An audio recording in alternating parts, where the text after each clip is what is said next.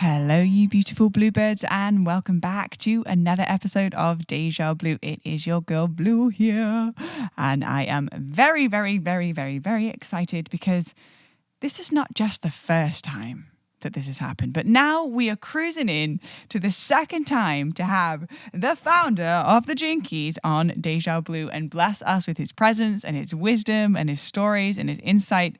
And so I'm so honored to be able to introduce again Richard Rudd onto DéJa Blu and to share even deeper layers of the mystery and the magic behind all of the wisdom that this man has shared with the world. So just giving him a bit of a formal introduction for all of you beings out there that are not familiar with who Richard is.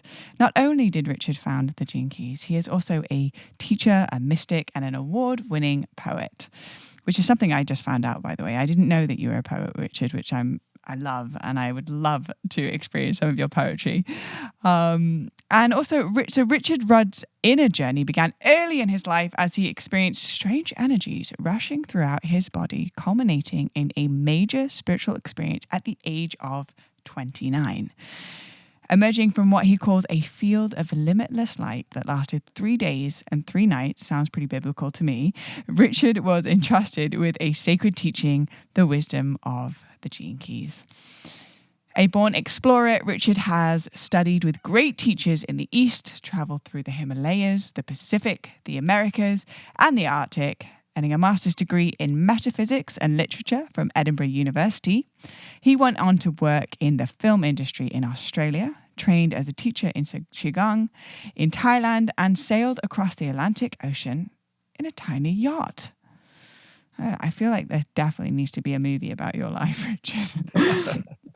During this time, he lived in Manhattan, Oregon, and Hawaii before finally returning to the UK in 1998, where he met his beautiful wife, Marianne. And over the following years, he had 3 children and moved to Devon in southern England. All of Richard's travels and studies turned into a synthesis in 2002 when he began to write and conceive what is famously known across the world as the Jinkies. It took 7 years to write the book and understand the teachings and applications. And today, Richard continues to expand the wisdom that he was gifted, remaining always a student of the Jinkies while teaching all around the world.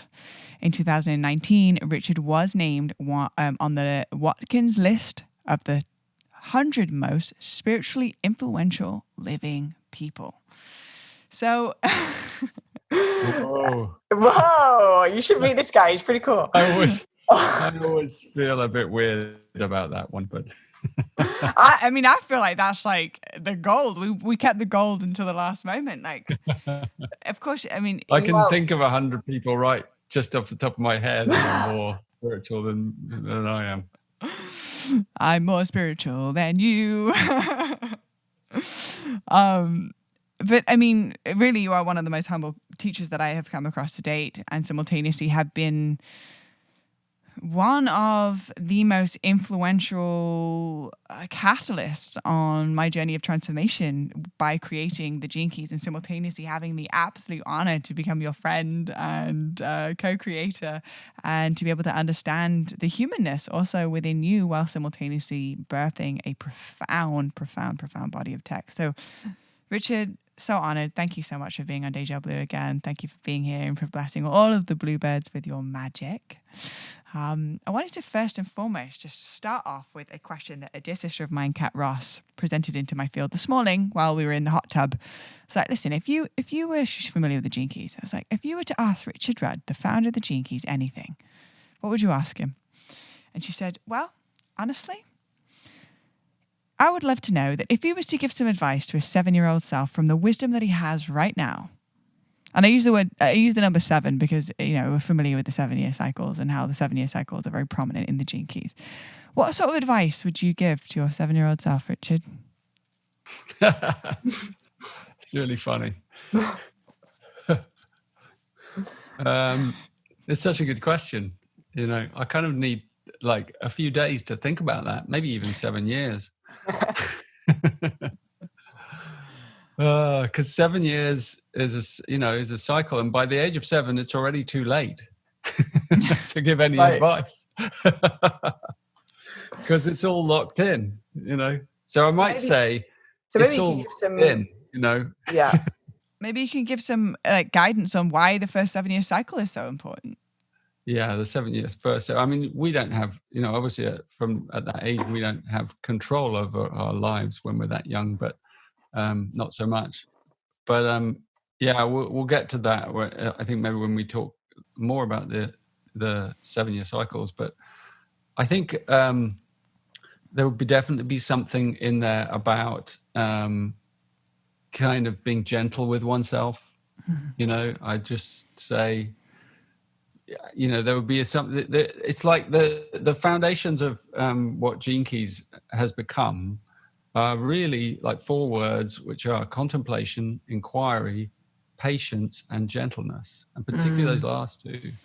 I think I would just say, you're going to have to be so patient. You're going to spend your life learning patience, and everything that you dream of, that you wish, will come to pass. But you're just going to have to wait. and so that's all I'd say. I'd just say it's okay. It's all going to be fine. There's a reason for everything that will happen, and it's not all going to be easy, but eventually you're going to get to the thing that you dream of. I mean, even just you saying that, it's like a deep breath of like sigh of relief, because I've noticed that by my study of the Gene Keys, one of the greatest fears that is experienced by mankind, specifically with everybody that I have done sessions with, is the fear of wasting our potential, the fear that we're not going to live up to our dharma, the fear that we're not going to be able to create the things that we want to create. And that fear in itself can erode us from the inside out. But to have somebody like, your 7-year-old self, and have Richard Rudd show up and be like, hey, you know what? It's going to work out. It's going to happen. So can you be patient in that? Well, and the interesting thing about it is that, what I've learned is that purpose is not about doing. It's not about what you do or what you don't do or what you achieve, or whether you succeed or fail in business, in relationships. And it's not about any of that stuff. Purpose is about being. It's a state of presence. It's a state of being. And so it's something that grows up between the cracks of of our life. It's a wild kind of untamable, beautiful essence that we just kind of grow into. And so that takes a load off thinking that there's something that you've got to achieve. Because then you are in the expectation, disappointment kind of game, which I've been in, and probably many of us have. But I think if you kind of realize that deep inner fulfilling purpose is not about that, it's what's underneath, it's the essence, then it's already there. It's already in you, and you just have to be patient and let it kind of learn. As we learn from the many difficulties in our life, especially, then that's what matures in us and grows, and kind of becomes our deepest solace in life, that deep purpose that we each have. I guess it's like a thing that you can only know when you get a bit older. I mean, I had a guy that came to me when I was in my late 20s or mid 20s, and I was kind of a bit angsty, as we are, and he came to me. He was a qigong teacher, and he came to see me for some reason. I can't remember how I met him, and I remember him saying to me, I don't envy you being 25, a young man. And I said, what do you mean? And he was in his 50s. He said, because he said there's in a young man, there's like a lot of stuff across here in the heart. This was in it. He said, and it doesn't really fully shift until you're past your 40s. And I was like, oh no, man. Yes. But he was right. He was right. It's like, it just we mellow with age. We just mellow. And all human, well, no, we don't all mellow, but we can mellow with age. We're supposed to mellow with age. And I think that's what is really good to know, whether you're old or you're young. It's like just be where you are at. But it's nice to know that that's coming, And even just allowing that awareness to actually recreate the narrative of the internal landscape, as opposed to being like, oh, I need to do this, I need to do this, I need to get in the doing, but actually just rewrite that story of going, it's all right on time, and my responsibility in this moment is patience and trust in that. That allows that like sort of frantic energy to just soften a lot and to just deepen and sort of sink back in. So I would like to think that the archetype of the crone energy, specifically for women going from the maiden to the mother to the crone, for me that is the essence of the crone, which is, I know who I am, I know why I'm here, I know how I serve, and it's happening in every moment. That feeling to be birthed through, so then the universe and the world can respond to that energy, and calling it in, hopefully before 40 years old, maybe. Totally. And the crone has such a, is the most beautiful manifestation of the feminine, possible in a way, because it's come to its full flowering, and so quite something. So speaking of the crone and speaking of these cycles throughout life, I'm curious, Richard, to understand your perception on death. And also specifically the death and the rebirth cycle that we go through before our soul reincarnates into a new essence. So I'm just curious about your perception on death and what is your story around, or what is your perception around it? Yeah, it's a really good question. And I've had a real year of contemplating this year, because a really dear friend of mine died, and died earlier in the year, and he died very consciously, and he died in dialogue with me around death, so we're not actually in dialogue, but over a long period of time as he was approaching his death, because he was coming, we had dialogues a lot about it.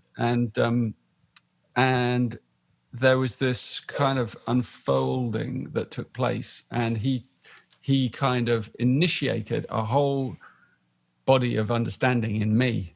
He left me with this incredible gift of understanding how to die. and that was like, and I kind of encapsulated it in a teaching from the Gene Keys as well. I don't know if you ever saw this. Did you see my rebirth sequence piece? I haven't. No. Okay. Well, I did a piece on it, and because you'll know, like from in Gene Keys, the activation sequence, right, which has the 4 positions. And so what I intuited is a different pathway, almost a deactivation sequence, which is what we go through as we're leaving, as we're disincarnating, and it starts with compassionate closure. And so this is like how we bring things to an end, and we just make, so we prepare and we make sure that everyone who we know, who we love, who's connected to us has an easy transition. It's not about us. It's like, I got to make sure it's okay for everyone else around me, and that's like compassionate closure. You're really thinking of like the way you exit and how beautiful that is for them. So it's as easy as possible. And that's a lot of practical things as well, having to deal with. So you don't leave them. Obviously, it's not always possible, because sometimes people go out quickly, and then that's a different story. But even so, anything you're bringing to an end, you can. This can apply to a relationship that's beginning to end or fall apart, and then, you begin with that contemplation of your life's work.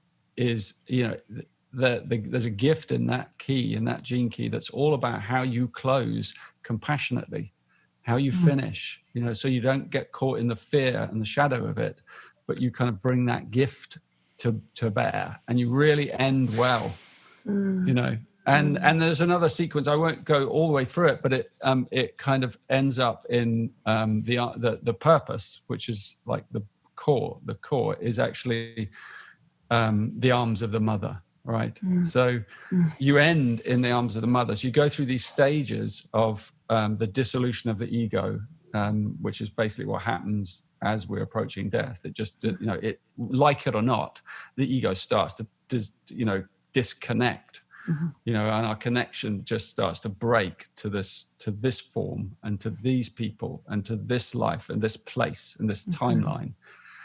But as it breaks apart, what's there is the arms of the mother, And when I was shown that kind of key, like it all ends in the arms of the mother, that had so many levels for me, because I thought, wow, as you go through that dying, that sequence, you literally land in the arms of a new mother. You come out the other side and you're in another life and something new, but it's also has a cosmic meaning, obviously, which is that anytime we die, we are held by the arms of the mother, and that it's safe to die, and we've died so many times before. And so our body knows how to die, actually. It's our mind that freaks out. So this whole dying sequence, rebirth sequence, I call it, is about preparing for that, and preparing while you're alive. And you can do it at any age, because your life is a preparation for death. And I think it can be really beautiful. And there are other aspects to it that I haven't quite fully worked out yet, but because I think there are patterns that actually show us even where we've come from, gene keys, and where we're going to. So there are algorithms of incarnation that kind of, we come in and we go out, and we're in this wave pattern, and it's all very mysterious and beautiful. And there's wonderful alchemy in it all. And it's funny you should ask about death, because I'm thinking about doing a course next year for older people, but specifically like on the contemplation. I mean, it could be for anyone, but specifically it's aimed at older people who are preparing, anyone over 50 really, who's kind of opening up to that in some way. But it's also can be of great interest to anyone, because we all, if you feel it, then that's stuff that we all need to know. So anyway, I've gone off down a bit of a wormhole, but for me, it's extraordinary looking at this planet and seeing, like, for instance, in this pandemic, the pandemic really is the fear of death. We're terrified of dying because we just have forgotten. It's like amazing. Like it's just fallen away from us. This truth of what we are. We are immortal. We're eternal. We are eternal. and there's this terror of course there is. If you don't, if you think this is it, of course you'd be terrified. I'd be terrified. I have been terrified of, like, this is it, this is me, and then just the void. Of course. I understand. But that's not it. That's not the truth. That is not the truth. The truth is deep inside. And once we locate that kind of memory inside us, then it changes our whole life, because our whole life starts to restructure around that knowing that I'm eternal. And then we can play. We can really play. And it doesn't, it actually doesn't matter how long our life is or how short our life is. And I was just talking this morning with this friend, and I was saying how the ancient Taoists, they were kind of, from China, they used to kind of create all these alchemical sort of elixirs out of very dangerous minerals, like kind of compounds of mercury, right? And then they'd take them, they'd ingest them. And it would it would heat up your body really fast. Like, so you'd sweat and your heart would beat really fast. And you go through this terrible kind of, like a panic. But then you burst through the other side and you'd be in absolute ecstasy, and all your hormone system would just respond and open up these pathways of complete ecstasy, which will last for the rest of the day and several days. And so it was kind of worth it. But these compounds really shortened your life, because they were dangerous. Oh. Yeah. They damage your organs and all kinds of things.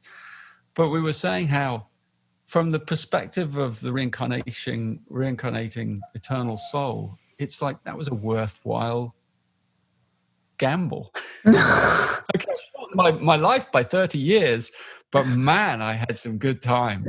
And I'm gonna have another one in a minute, so I can just start again. And so, there's this lightness, and I don't kind of say it to like belittle kind of people who are facing death and grief and all that at all, because those are, grief is something, hugely relevant and real and human and part of our mortality, but then we also have another part of us which is immortal, and that's what lies on the other side of grief. If we fully go into it, we realize that those people who we think we've lost are actually inside us somewhere, and we can never ever lose them, ever. But only the one that has totally gone through the grief and got to the other side knows that. That's the great mystery of of like us letting go. So I could go on and on for hours about this one. Well, I mean, Richard, I love you going on, and I'm all about wormholes, and so I'm grateful for you to spread your knowledge on this, and it definitely sparks memory within me of experiencing close ones passing, and actually my experience of it. And I've always felt like I've had a very interesting relationship to death, in a sense where there's definitely a grieving process, and simultaneously, like, also I feel closer to the individual, because they are then, for me personally, they're very, very available when I pray. They're very available when I evoke them into the space. I can feel their essence. I can feel certain mannerisms that come through me that I'm like, wow, this is their essence, and that they feel actually closer to me than for the most part. For some of them, they feel closer to me than they were actually when they were living. Like, there was my ex-partner's grandma. She was 98-year-old Holocaust survivor. Her name was Nika, and she was brilliant, and we were best friends, and we traveled to Israel together, and we went on and all of these ventures, and then she passed away in her sleep. And I have experiences where I'll just be on the beach and I'll do something, and all of a sudden her energy will come through, and it'll come through in the wind, and I'll feel her essence, and I'll tangibly can almost smell her perfume, and she feels very presently with me, and I can just evoke her into the space and feel very close to her. So my relationship with death is not necessarily an end, but more so a new beginning of an expanded state. And so that has allowed me to soften the grieving process, while simultaneously feeling very connected to the individual. So more to be said on that for the future. Sorry? More to be said on that for the future. Mm-hmm. Yeah, definitely. Well, I feel like we'll continue our narrative and our conversations and continue to go into wormholes and jump through onto the other side. So something that I was reading in, and for anybody that's watching the visual of this, I'm holding up the book, one of Richard's books, which is essentially what you suggested is the first book if you're getting into the Gene Keys, before purchasing, or as well as purchasing the Gene Keys, the really large text which goes into each individual Gene Keys. There's the book called The Art of Contemplation, A Gentle Path to Wholeness and Prosperity. And in this book, I was, sort of reading it again last night, and just doing a little bit of research prior to this interview. And I was interested to hear about the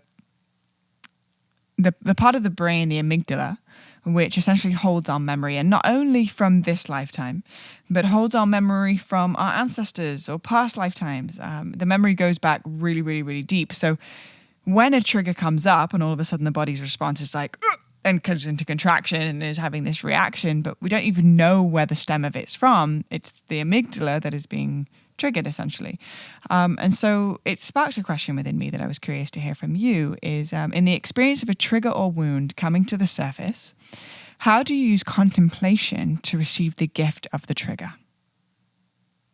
Well, that's exactly what contemplation provides. It provides the space because the art of contemplation is the creation of time and space around your life, around your emotions, around your thoughts, because that's what the whole purpose of it is, to kind of slow things down, on the inner world, which can speed things up in the outer world, so that you can see things in slow motion, so that instead of that trigger, which is like the amygdala is kind of like a detonator, in a bomb, it's like, and in the moment that's triggered by something, and you don't even know when that's going to be. And sometimes it's something really simple, like you ask someone something innocently and they are having a bad moment or something and they just snap a little bit, or that something in their tone,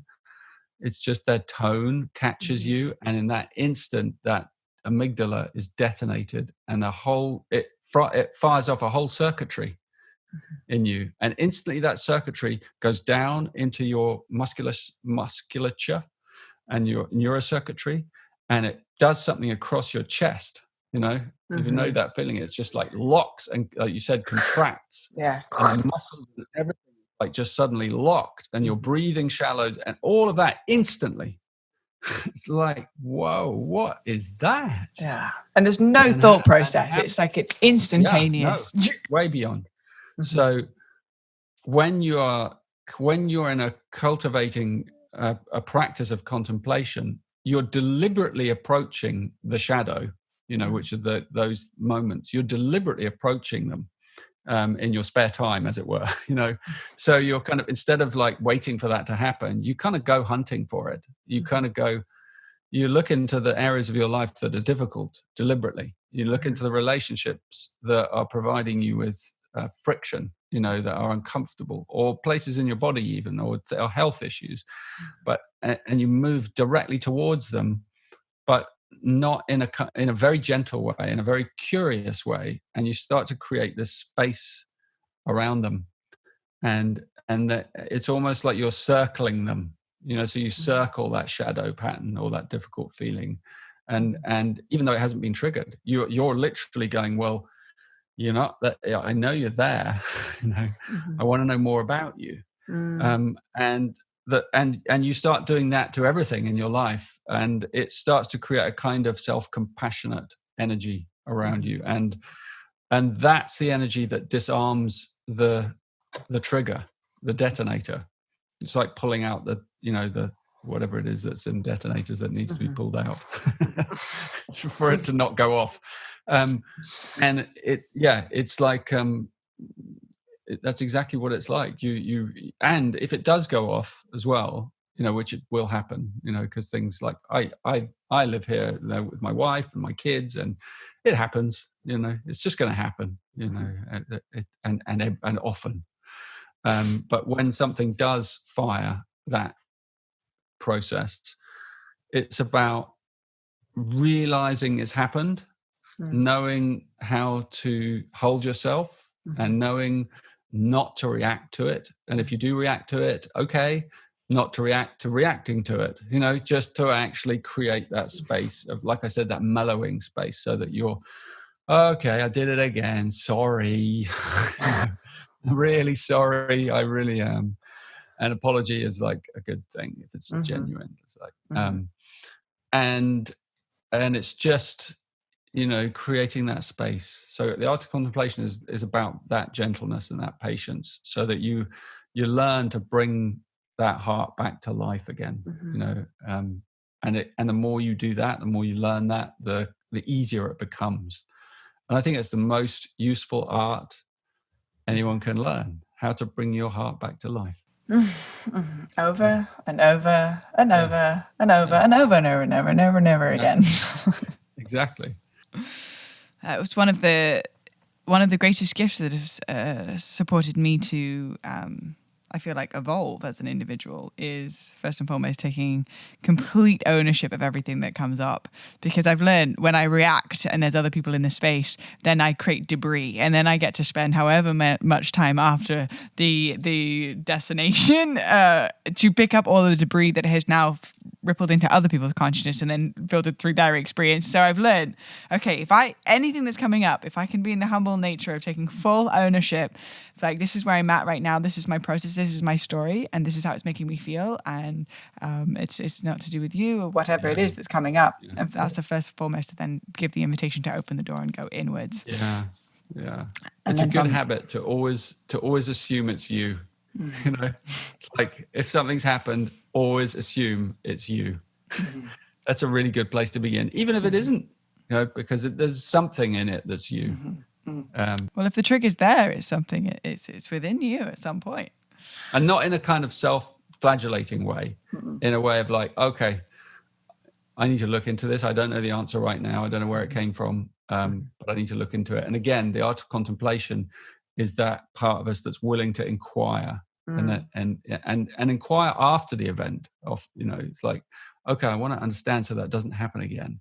And that part of that inquiry might be a dialogue with the person, or a dialogue with someone else, or a dialogue with an expert in the field of relating or body work, or, you know, something that helps you get to the bottom of the pattern. It's a journey. And then when we take ownership of whatever it is that's coming up within us, we give ourselves the power to actually be able to shift it, as opposed to placing it on something external and then giving the power away to do anything about it. Yeah, totally. Amazing. Because I'm sure that every single person, hands down, every single person that's listening to this or watching this experience, it's like, yeah, I've had a trigger probably actually this morning, you know, not that far away. So they do show up, and it's not a matter of if it shows up, it's when it shows up. It's a part of the nature of life, and the fact that we have an amygdala and it holds memory, and it's a part of the human experience. Sorry? We get pissed off. Yeah. It's part of it. It's the exhale and the inhale. So actually, something that is brewing right now that I think actually would be really, really powerful for our listeners at home, the Bluebirds, and anybody tuning into this or watching this. There is a powerful retreat that's coming up with what's called the Venus sequence within the Gene Keys. And for anybody that's not familiar with the Venus sequence, this is, in fact, actually would love, Richard, for you to share the Venus sequence and how the Venus sequence shows up in what's called your hologenetic profile, which is an accumulation of astrology and the I Ching, and you cultivate it online, and you can go on genekeys.com and you put in your birth information and your location and your name, and it will calculate and the time of birth, and it'll calculate your hologenetic profile, which essentially will have all of your personal information about your DNA and the archetypes that run through your system. And within that, there are different ways to decode your hologenetic profile, and there is one way, which is the Venus sequence, which is how we show up in relationships. So I'm curious to know a little bit more about the Venus sequence, Richard, and then maybe we can even pull up my chart and we can have a look at the Venus sequence in real time. I'd love to do that. It's while I'm describing it, you could go online actually if you want to, and go to genekeys.com and click free profile at the top, put in your information, and you'll get your chart, and this a lot of information. And if you scan down, you'll see a part that says full profile, my full profile, and under there there's a slider bar, and you'll see the word Venus. And if you slide it across to Venus, it will highlight only the red spheres, because there's lots of different colored spheres in your profile. It will highlight only the red ones, and that's your Venus sequence. So if you wanted to get it, you could get it, because I'm going to look at Blue's, and you could even look at yours at the same time and ponder it. It's in the profile. It's the kind of heart of the journey of the profile. So the profile is a journey, right? It's a journeying tool. It's not a kind of, I'm an expert, I'm going to tell you who you are tool. It's not like that. It's not, it's a journey that you take in your life. And this thing is the narrative for you to take that journey. And the journey is one of contemplation. You're going to learn in this journey how to contemplate these patterns in your nature and watch them come up in your nature and then disarm them and then heal them.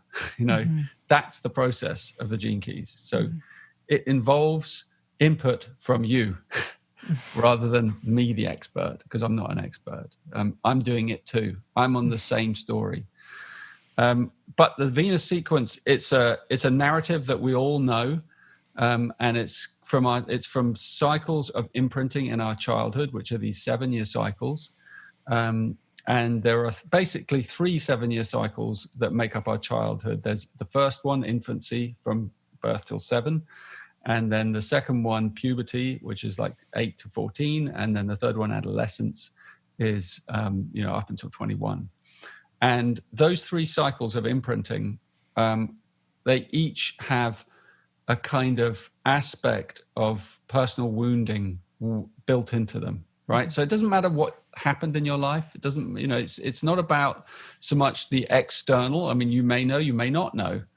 Sometimes things happen to us when we're so young that we don't even know they've happened, but our bodies know. Our bodies remember everything. So the first 7-year cycle is all about the physical imprinting of the pattern that first caused your heart to shut down or to defend itself. And it may have even happened as early as the womb, it's or when you were 2 years old and you heard your parents arguing for the first time, and that frequency just came through you, and then suddenly something took place in you to like contract. And from the moment that happened, then it then became a little seed that was then sowed in your unconscious life. And then those seeds build throughout our life because other events happen, and then it happens again, and they build into patterns, unconscious patterns. And the second 7-year cycle, it develops more into an emotional pattern. And there again, different layers of patterns, because in the emotional field, it's not just physical now, it's imprinted in the physical body, but then it comes out through as you're growing in puberty and you're kind of learning about feelings and emotions and how to express them, and kind of manipulate even with them. Then then it gets kind of stuck into another set of patterns, and they're unique to each person. Like one person might use manipulation, another person might use repression. It's all ways of defending yourself. Another one might use accusation or argument, and there's lots of different ways that we kind of protect our hearts. Sometimes they're inward, sometimes they're outward. So the Venus sequence describes your specific patterns. And the third one is the mental, I should say. So that's in our teenage years, that's the way we use our mind to control the flood of our feelings. So our mind, when we have a lot of uncomfortable feelings, our mind immediately forms a kind of shell that stops those feelings getting through in some way, or edits them in some way, and prevents them from fully kind of coming, because they're really uncomfortable and we don't want to feel them.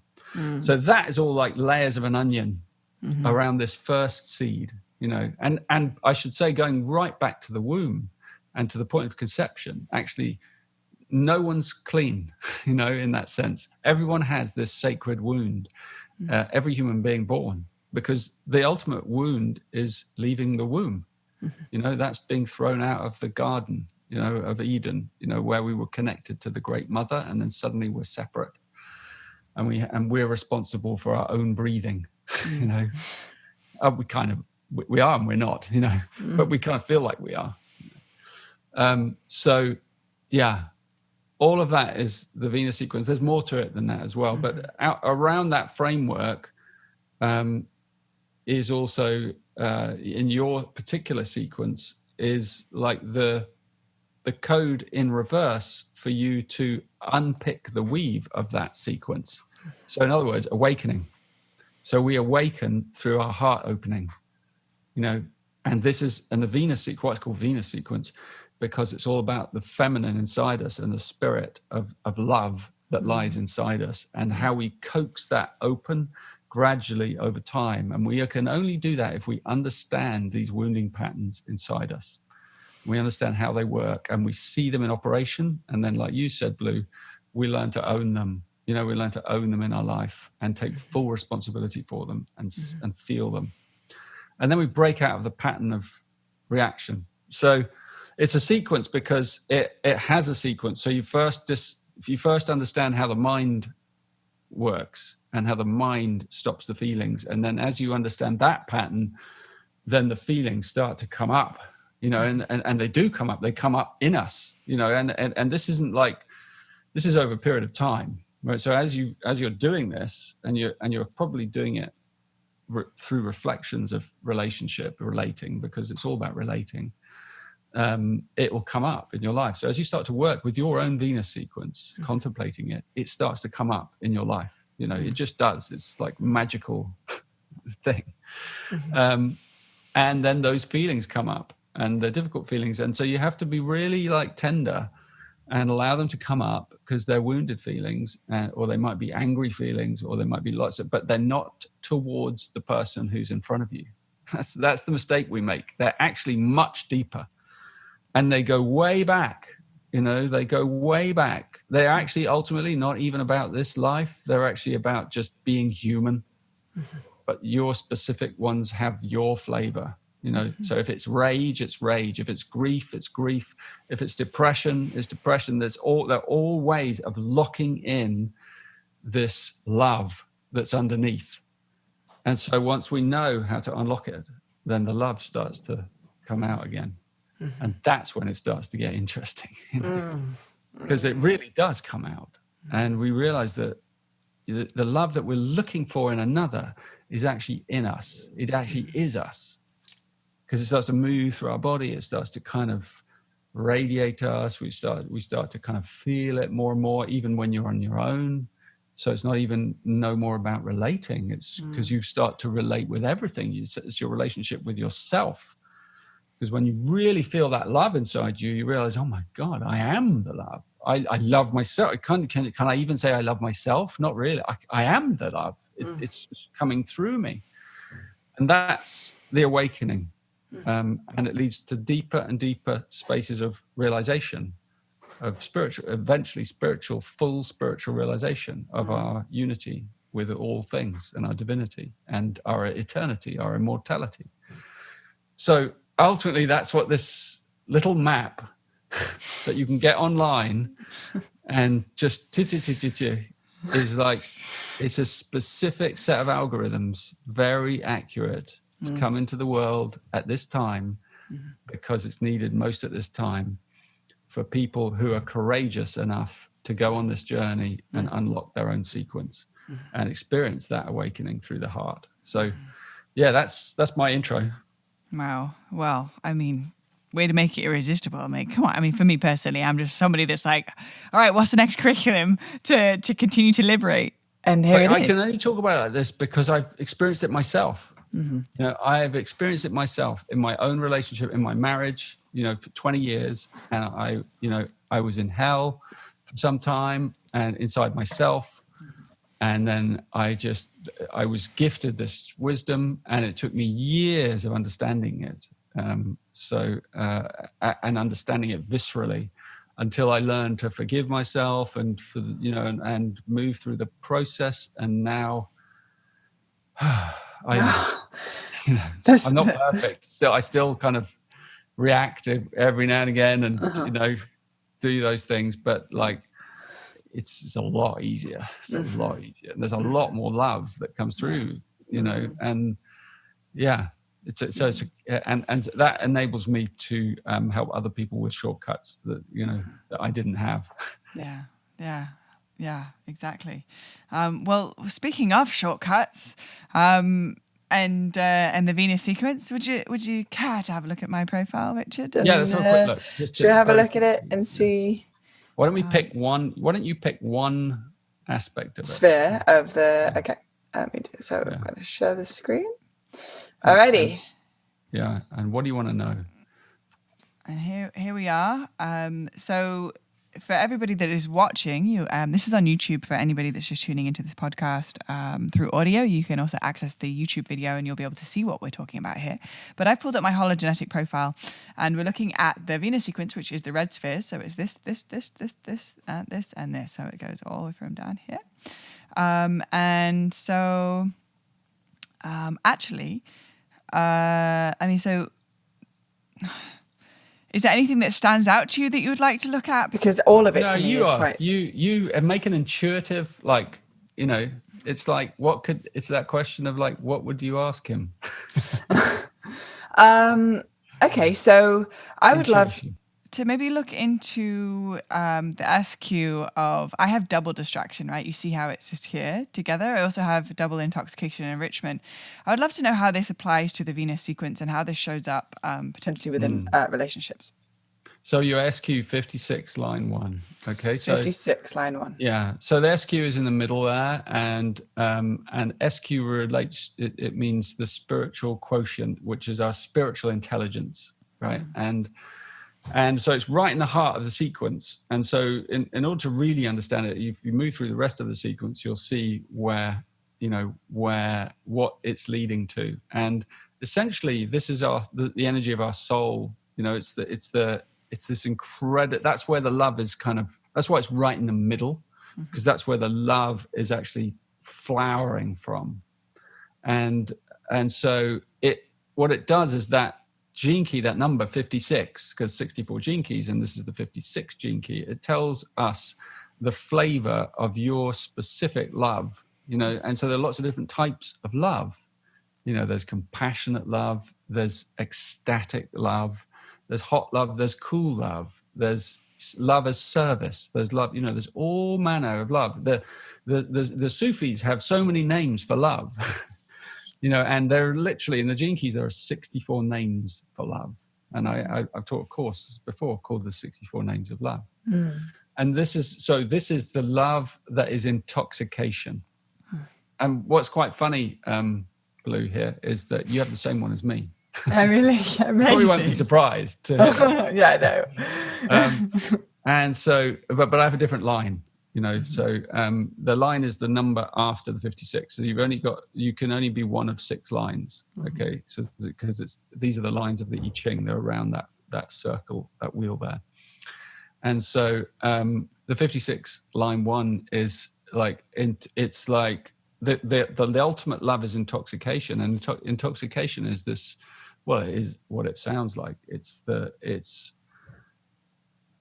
kind of being drunk on the love itself. And the first line is very physical.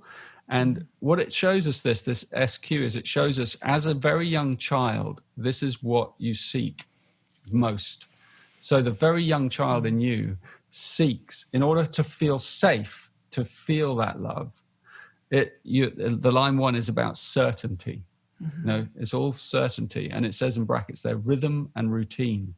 So for you as a child, as a young child, it's like coming into the world and having rhythm and routine is the thing that makes you feel most safe, right? And that translates later into life as well. Like if you lose rhythm and routine, that doesn't mean like boring the same. It just means like a rhythm that's just, I'm in rhythm with the seasons. I'm in rhythm with the ocean. I'm in the rhythm of the stars. I'm in the rhythm with the people around me and the animals and the creatures. And I feel connected. That's where the intoxication comes from. It comes from feeling connected to the rhythms of the earth, of life, of nature. And that's where you kind of, get into that, like, And of course, like, the child has to learn patterns as well. So in there, you get to see the shadow is distraction.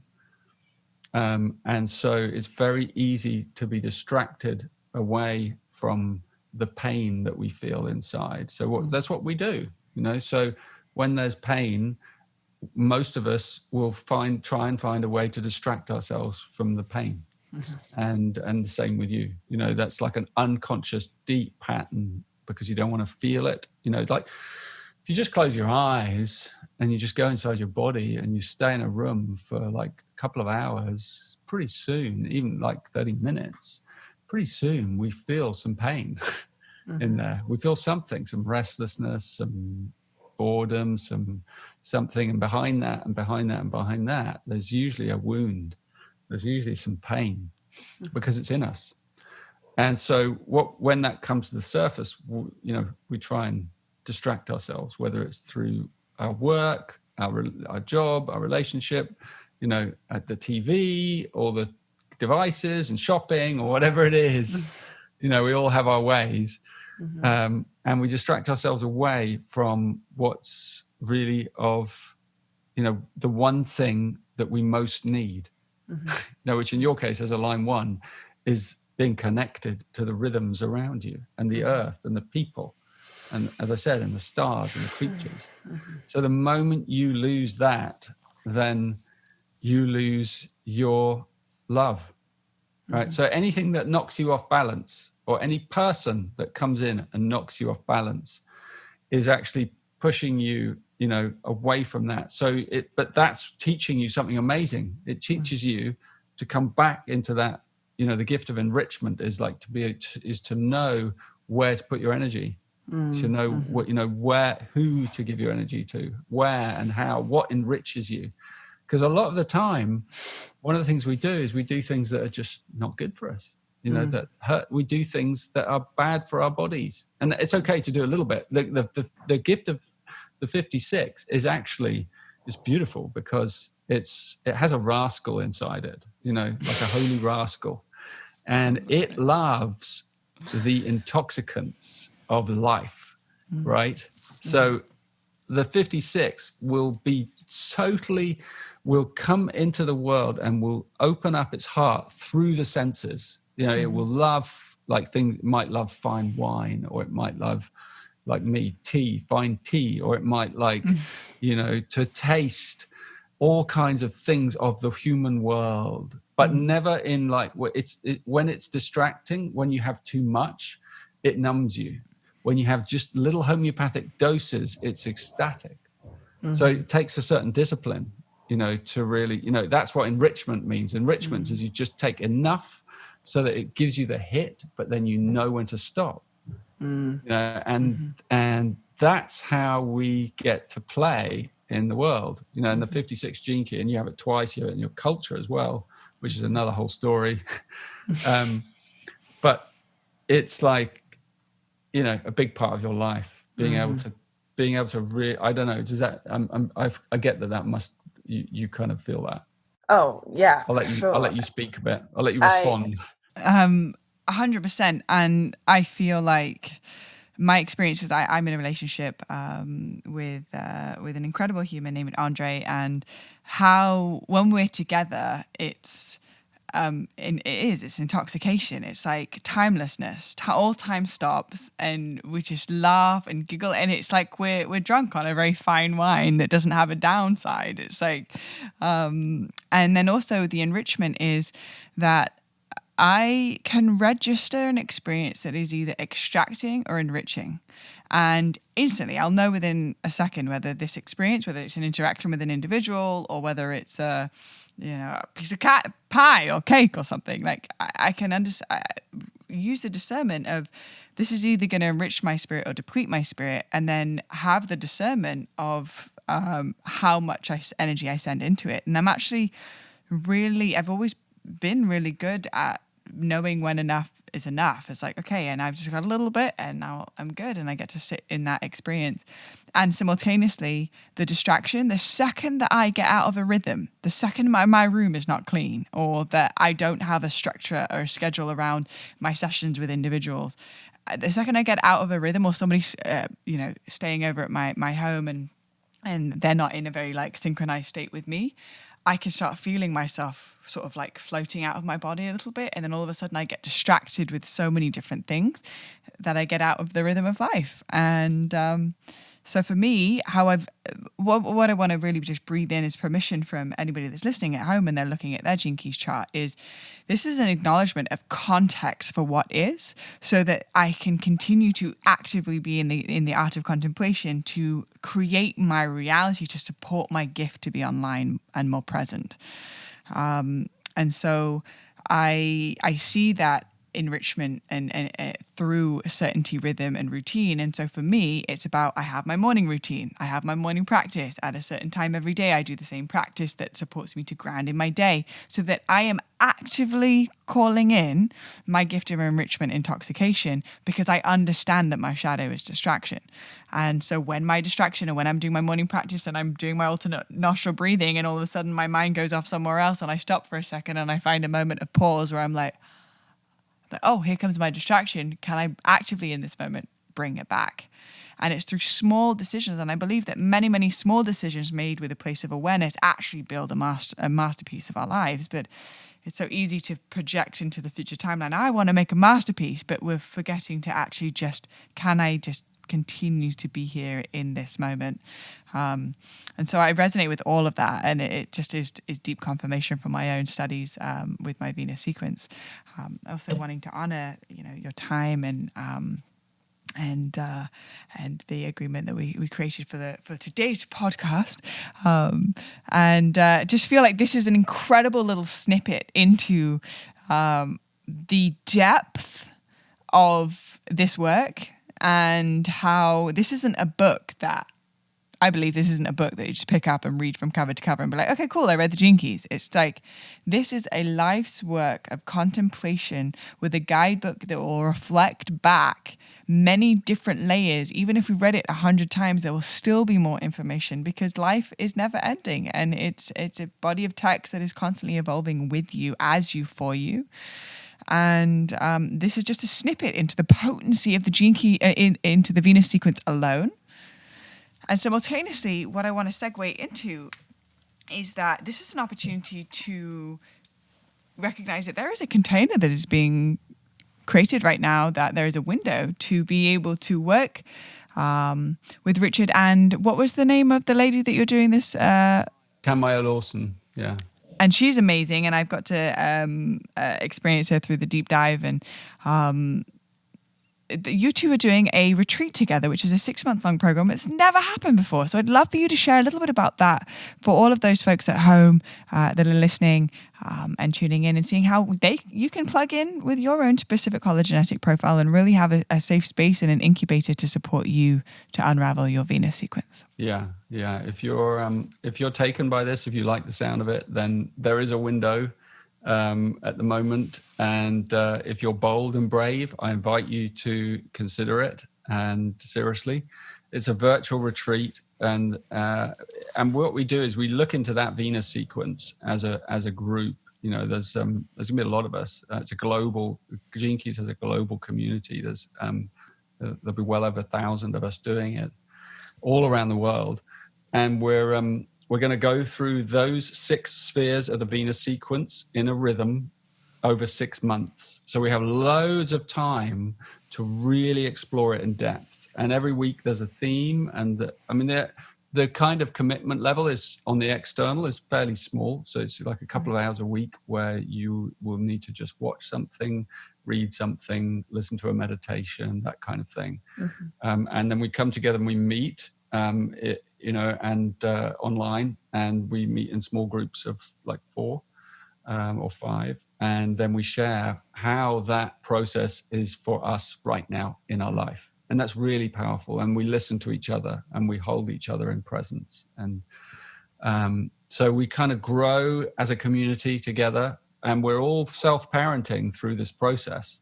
We're learning to take responsibility for our own patterns, whether you're in a relationship, whether you're alone, whether you're, whatever your situation is. It's a journey into these layers of the heart that I've been talking about, and how to bring yourself back to life from the dead, mm-hmm. And it's a journey into love ultimately, and where that takes us, and so it's it's a profound thing. It's a profound thing. I know it sounds a lot, 6 months, but it goes on in the background of your life while you're doing whatever else you're doing over the next 6 months. And but it just means that the emphasis of the next 6 months of your life is love. And it's, the technology is powerful that we've got. So we've created these virtual retreats, and we've practiced them, we've done them, they know they work, and they're really profound experiences. And we use all the technology that we can muster so that we can connect, find each other. So we have this rhythm, we have synchronized meditations, we have Q&A sessions, we have, all kinds of rich interactions.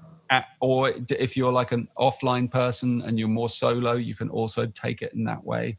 It's very, very, very kind of adaptable to your life. It's not something that takes over. It's something you adapt to your life. So in that way, it's really powerful. So anyone's interested, you can come through Blu's link and come and have a look and watch some videos of me talking about it, and meet Tanmaya, who's the woman I'm teaching it with, who's awesome.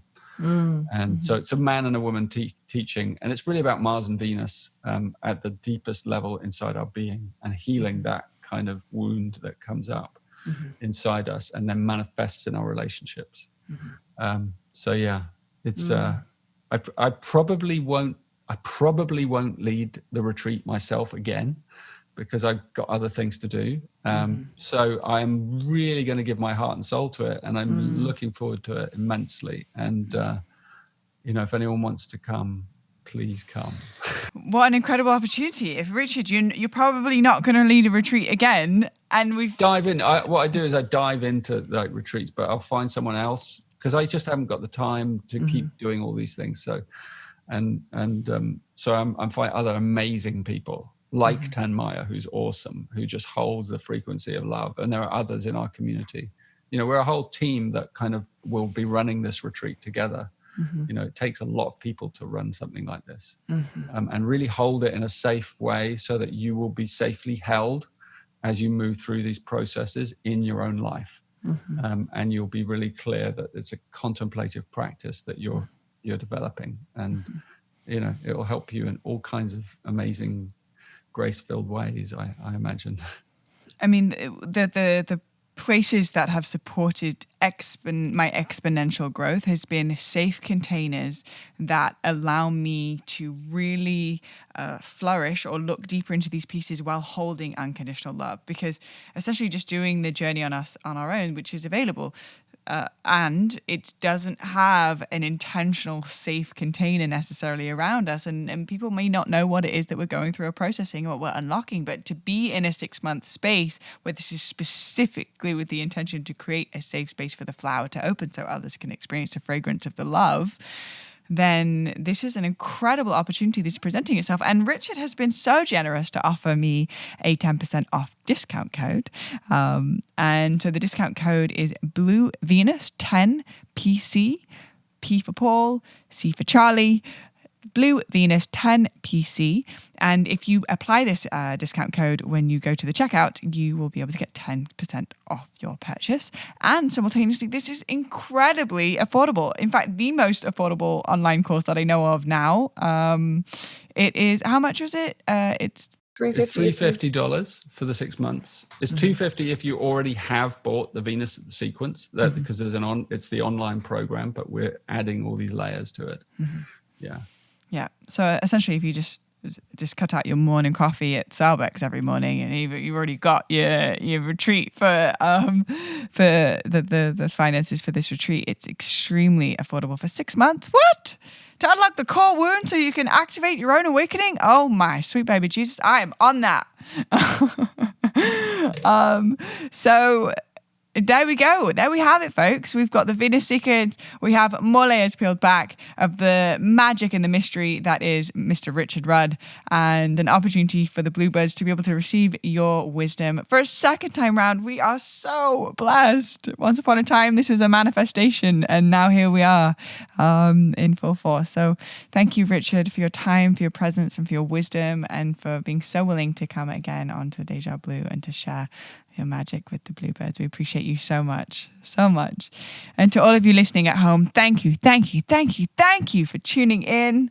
What a week! Holy moly! I had a vision board, and I wrote the top people that I would visualizing to have on DéJa Blu podcast, and at the top was Richard, Rudd, and Sadhguru. And in 1 week, I managed to manifest both individuals to come on the podcast, and I'm completely humbled and amazed, and I feel like the morning practice is paying off. So in lots of gratitude and so much appreciation. Thanks for being on this ride with me in this journey. I remember, less than a year ago, I was sitting in a greenhouse at the Mother Tree and thinking, I don't know if anybody's going to listen to this. And now here we are a year later with 100,000 unique downloads and growing. And so if you resonate with this podcast, if this is something that you feel like you'd like to bestow this wisdom and these insights into the hearts and souls of anybody that you care about, then feel free to share this podcast on your Instagram stories, tag myself, tag Gene Keys at Gene Keys. And yeah, let's spread the message, because I can only cast a net as big as my audience and simultaneously with Richard's. But if all of you share on your individual platforms, we can reach many, many, many, many, many more people. And that is the art of the Bluebirds, because we are in this together. So if you are interested in continuing to journey into the Gene Keys, then I would recommend going to www.genekeys.com. And this is where you'll be able to create your free hologenetic profile with all of your birth information, and then start the journey of your inner world. Again, with so much appreciation to all of you listening. May you feel seen and loved and supported in your moment. And know that we are in this together. With so much love. Blessings.